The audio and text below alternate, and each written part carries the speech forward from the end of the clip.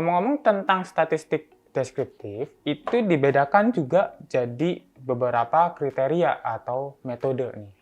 Yang pertama tentang pengukuran dalam pemusatan data. Nah, dalam pemusatan data itu dibedakan menjadi 3. Ada rata-rata, nilai tengah, dan modus. Kalau rata-rata itu nilai yang merupakan jumlah nilai dalam data yang dibagi dengan total nilai ya. Nah, kalau median itu adalah nilai yang berada di tengah-tengah ya. Kalau kita urutkan dari nilai yang terkecil hingga terbesar, sedangkan modus adalah nilai yang sering paling muncul gitu. Nah, kemudian selain itu ada juga statistik deskriptif untuk pengukuran sebaran data. Itu dibedakan menjadi 3, ada range, ada rentang ya, variansi, hingga deviasi standar atau standar deviasi. Kalau rentang itu adalah perbedaan antara nilai max dan nilai minimum.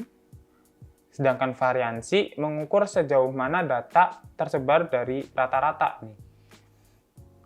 Sedangkan deviasi standar atau standar deviasi merupakan akar kuadrat dari variansi.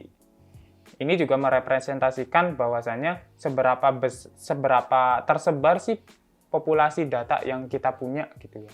Biasanya ini juga membedakan antara nilai satu data dengan nilai yang lain, atau data satu dengan data satunya lagi tapi yang berdekatan satu sama lain, atau bisa juga direpresentasikan sebagai beda antar data gitu.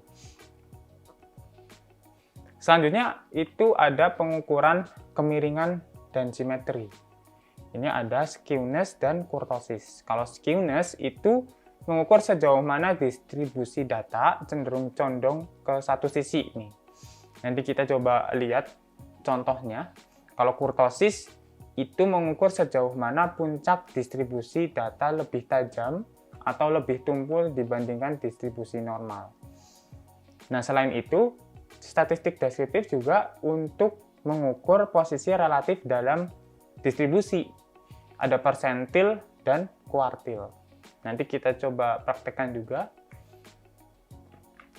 Nah, ngomong-ngomong tentang statistik inferensial nih sekarang.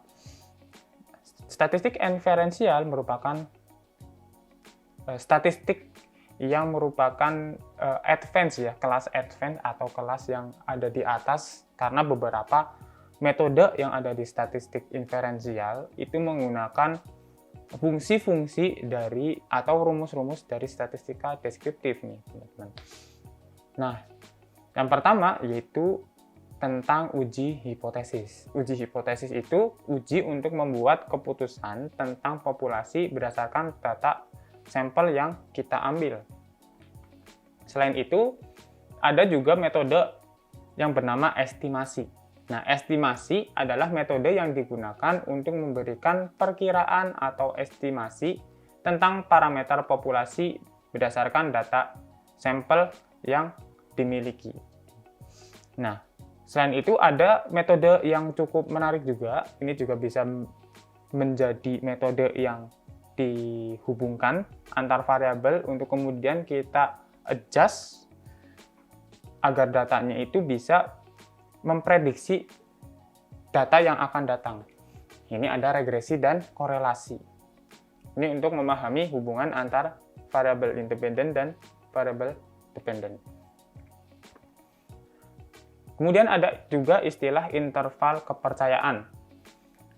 Interval kepercayaan sendiri yaitu tentang rentang tersebut yang mengandung nilai sebenarnya dari parameter populasi. Jadi rentang-rentang yang kita bisa percayakan seberapa bisa dipercaya sih data yang kita punya melalui metode yang kita sudah adjusting. Nanti kita coba telusuri lebih lanjut ya tentang ini.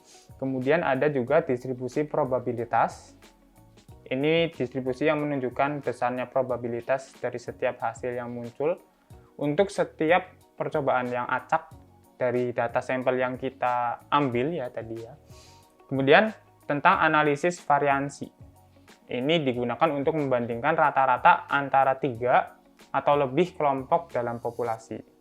Biasanya diambil juga nih beberapa sampel dalam populasi untuk kemudian kita bisa menentukan kelompok-kelompok mana aja nih yang membedakan antara satu kelompok dengan yang lain berdasarkan nilai rata-ratanya.